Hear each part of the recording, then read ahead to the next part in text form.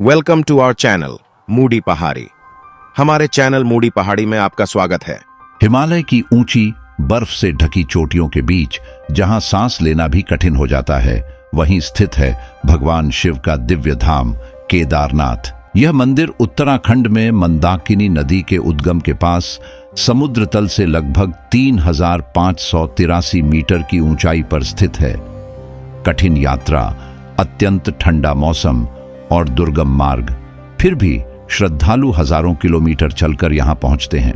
यह केवल एक मंदिर नहीं, यह तपस्या, पश्चाताप, आस्था और शिव कृपा की जीवंत कहानी है। आज हम जानेंगे केदारनाथ ज्योतिर्लिंग की संपूर्ण कथा। केदारनाथ की पहली कथा जुड़ी है नर और नारायण ऋषियों से। ये दोनों भगवान विष्णु के अंशावतार माने जाते हैं। नर और नारायण ने बद्रिकाश्रम में भगवान शिव की वर्षों तक कठोर तपस्या की। उनकी भक्ति से प्रसन्न होकर भगवान शिव प्रकट हुए और वरदान मांगने को कहा। तब ऋषियों ने विनम्रता से कहा, हे महादेव, यदि आप हमारी तपस्या से प्रसन्न हैं तो कृपा कर यहीं सदा निवास करें। उनकी प्रार्थना स्वीकार कर भगवान शिव हिमालय में केदार तीर्थ पर ज्योतिर्लिंग रूप में प्रकट हुए। इसी रूप में शिव केदारेश्वर कहलाए और यह स्थान केदारनाथ के नाम से प्रसिद्ध हुआ। केदारनाथ की दूसरी और अत्यंत प्रसिद्ध कथा पांडवों से जुड़ी है। महाभारत युद्ध के बाद पांडवों को अपने ही संबंधियों और गुरुओं के वध का गहरा पश्चाताप हुआ। अपने पापों के प्रायश्चित के लिए वे महर्षि वेदव्यास के पास गए। व्यास जी ने कहा, केवल भगवान शिव ही तुम्हें इन पापों से मुक्त कर सकते हैं। पांडव भगवान शिव की खोज में काशी पहुंचे, लेकिन शिव उन्हें क्षमा नहीं देना चाहते थे। वे नंदी के रूप में बैल बनकर हिमालय की ओर चले गए। पांडव भी गढ़वाल क्षेत्र तक पहुंचे। भीम ने उस बैल को पहचान लिया और उसे पकड़ने का प्रयास किया, लेकिन बैल धरती में समा गया। भीम के हाथ केवल बैल का कुबड़ ही आया।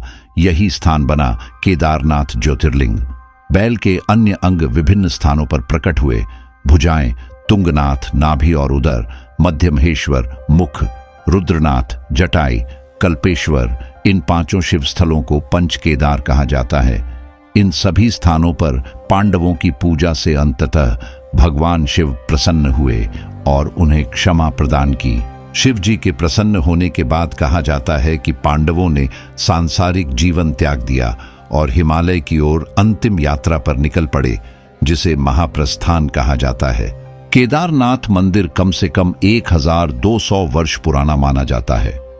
यह मंदिर हजारों वर्षों से बर्फ में ढकता रहा, फिर भी अडिग खड़ा है। यह मंदिर हर साल केवल अप्रैल से नवंबर तक ही खुलता है।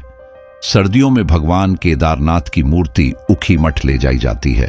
आप सभी ने 2013 की केदारनाथ आपदा के बारे में जरूर सुना होगा। इस भीषण त्रासदी के कई कारण बताए जाते हैं, लेकिन एक स्थानीय मान्यता भी इससे जुड़ी हुई है।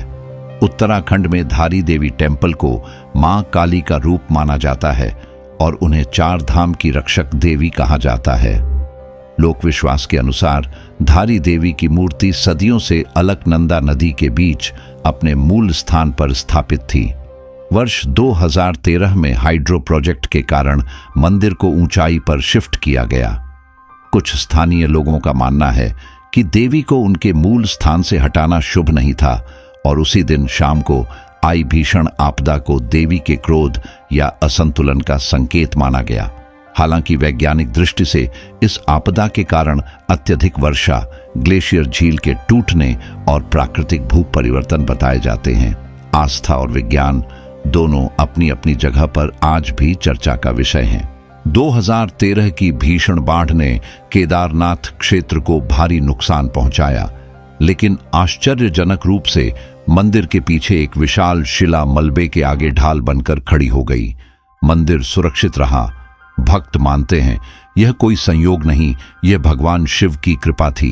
केदारनाथ केवल पत्थरों से बना मंदिर नहीं, यह विश्वास की चोटी है जहां पश्चाताप स्वीकार होता है, तपस्या सफल होती है और शिव आज भी जीवित हैं। अगर आपको हमारा वीडियो पसंद आए तो कृपया सब्सक्राइब करें और शेयर करें। धन्यवाद।